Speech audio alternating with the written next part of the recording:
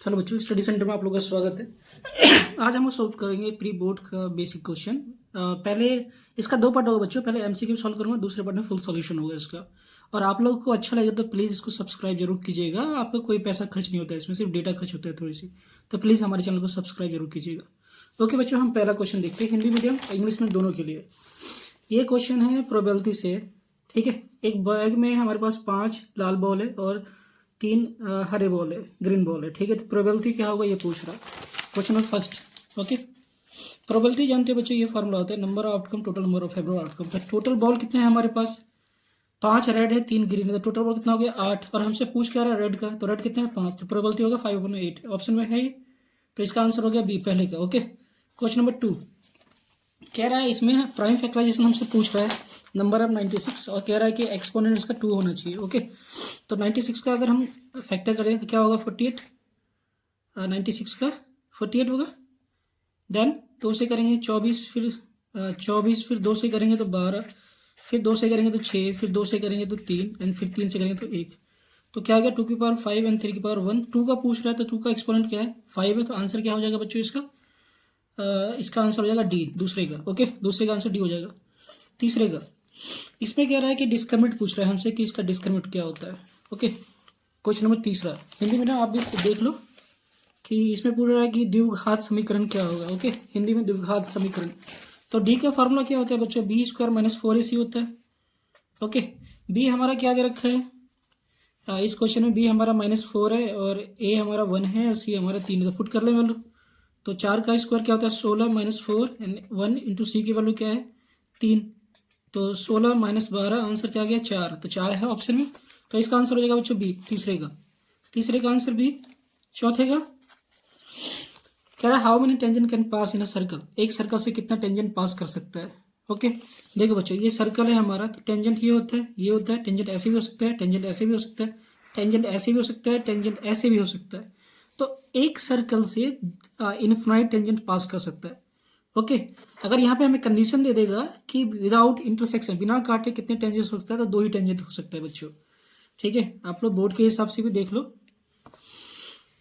5 में क्या इनफाइनाइट हो सकता है। अब बोर्ड के हिसाब से मान लो कि क्वेश्चन ये आ जाए कि कितना टेंजेंट पास कर सकता है बिना टेंजेंट को काटे हुए। तो एक ऐसे पास हो सकता है, एक ऐसे, तो 2 ही हो सकता है अगर ऐसा कंडीशन हो। मगर इस क्वेश्चन में ऐसा कुछ कंडीशन दिया नहीं गया है कि कितने टेंजेंट हो सकते हैं एक सर्कल से। तो इनफाइनाइट मैनी सोल्यूशन होगा। ओके, याद रखना बच्चों। क्वेश्चन नंबर 5, क्वेश्चन नंबर 4 का आंसर होगा डी। क्वेश्चन नंबर 5 अभी बताता हूँ आपको, ये बताया नहीं मैंने। क्वेश्चन नंबर 5 प्रोबेबिलिटी से, इसमें कह रहा है कि किसी चीज़ के होने की प्रोबेबिलिटी 0.8 है, तो नहीं होने की क्या होगा? तो आप लोग जानते होंगे प्रोबेबिलिटी किसी चीज़ के होने की और प्रोबेबिलिटी किसी चीज़ के नहीं होने की नोट से दिखाते हैं, 1 होता है। ओके, तो होने की क्या दे रखा है हमें? 0.8। और ये पूछ रहा है हमसे ये नहीं होने की प्रोबेबिलिटी क्या होगा नोट का। इसको इधर ले जाएं तो क्या हो जाएगा बच्चों? 1 - 0.8 और आंसर क्या आ जाएगा? 0.2। तो ये आंसर हो जाएगा ए। 5वें का आंसर हो जाएगा ए। ओके, 5वें का आंसर हो जाएगा ए बच्चों। क्वेश्चन नंबर 6 का हिंदी मीडियम लोग आप भी देखेंगे। 6 हमसे पूछ रहा है, ये दे रखा है और हमसे पूछ रहा है कि सम ऑफ जीरो क्या होगा, शून्य का सम क्या होगा, अल्फा प्लस बीटा। ओके, देख लो आप कि इसका अल्फा प्लस बीटा होगा क्या। क्वेश्चन का सम पूछ रहा है। ओके, देखो बच्चों, ये क्वेश्चन दिया, पहले हमें सिंप्लीफाई करना पड़ेगा। 2x² + 6x + 3, क्योंकि यहाँ पे 2 डिस्टर्ब कर रहा है तो हम क्या करें, पूरी इक्वेशन को 2 से डिवाइड कर देते हैं। ओके, तो ये क्या हो जाएगा? x², ये क्या हो जाएगा? 3 सेपरेट करेंगे तो, और ये क्या हो जाएगा? 3/2। अब आप स्टैंडर्ड इक्वेशन जानते हो कि होता है क्या standard equation? x² - alpha plus beta x and alpha into beta होता है। सम ऑफ जीरो ये होता है, मगर ये प्लस में है तो इसका हमारा क्वेश्चन नेगेटिव में होगा, तभी तो प्लस में ही है। तो हमारा अल्फा प्लस बीटा क्या होगा बच्चों? अल्फा प्लस बीटा की वैल्यू जो होगा हमारा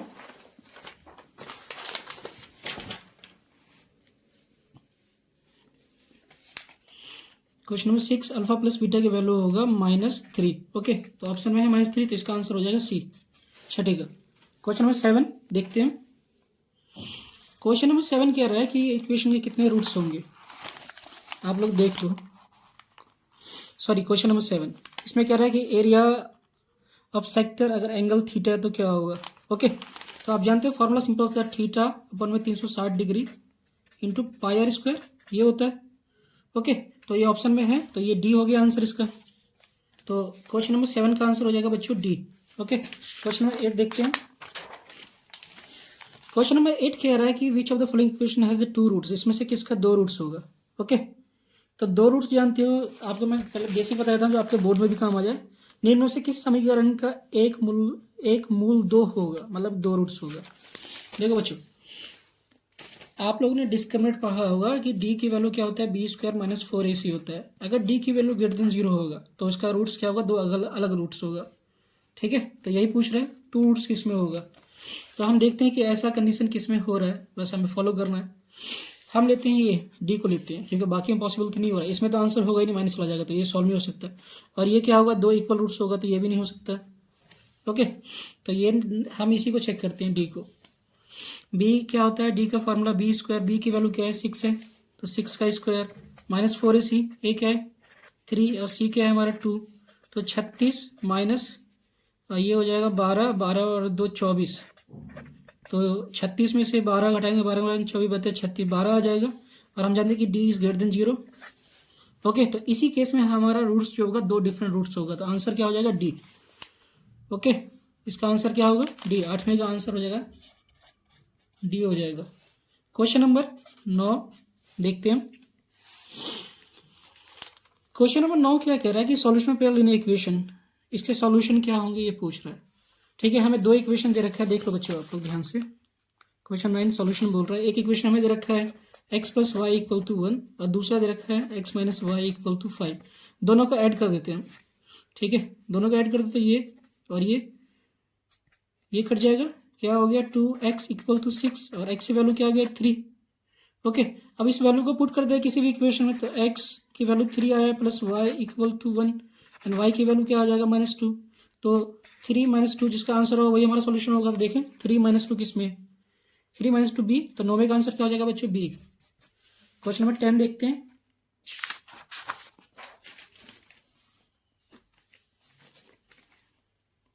क्वेश्चन नंबर 10 बच्चों, ये बीपीटी थ्योरम से क्वेश्चन है। अगर कोई भी चीज यहाँ दे रखा है कि ये और ये पैरेलल है, तो इसके साइड का रेशियो आपस में इक्वल होगा। ओके, तो हम लिख सकते हैं question number A D equal to D B equal to A E equal to E C by BPT theorem. आपका बेसिक इसलिए बता रहा हूँ क्योंकि आपके बोर्ड में भी काम आएगा बच्चों ये।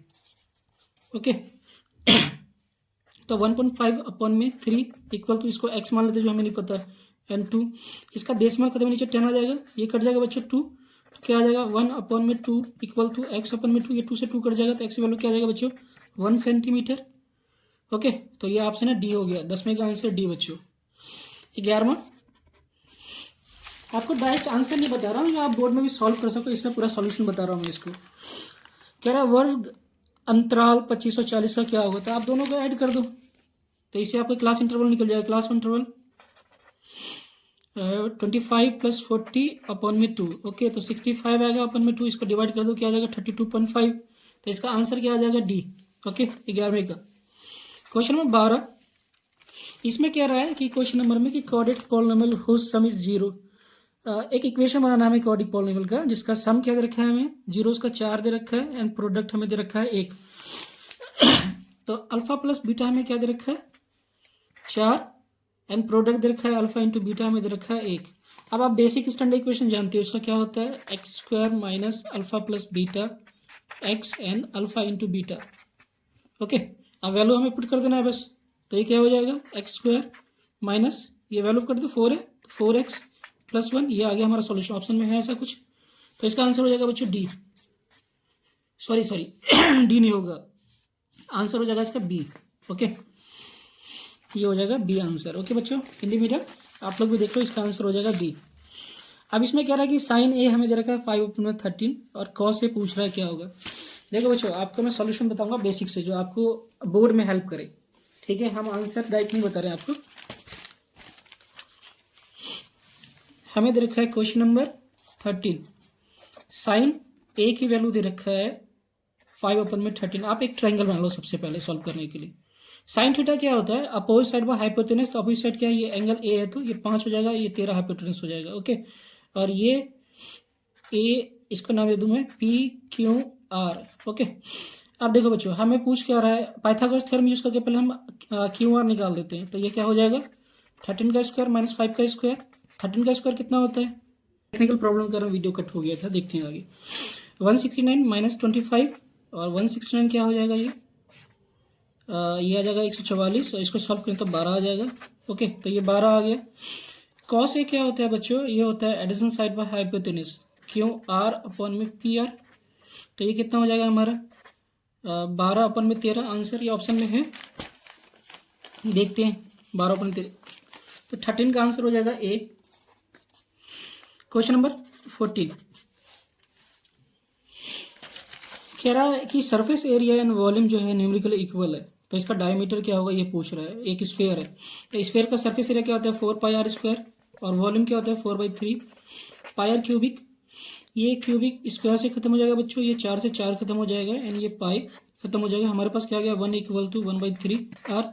आर की वैल्यू क्या आ गया 3। डायमीटर पूछ रहा है हमसे, तो डायमीटर आर का क्या होता है डबल होता है, तो क्या आ गया 6 यूनिट। आंसर क्या हो जाएगा इसका 6 यूनिट। ओके, 14 का आंसर हो जाएगा बच्चों डी। 14 का answer D. Question number 15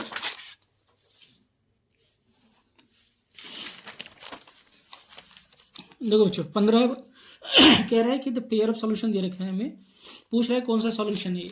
Hindi में ना आप लोग भी देख लो कि इससे कितने हल होंगे, ये पूछ रहा है।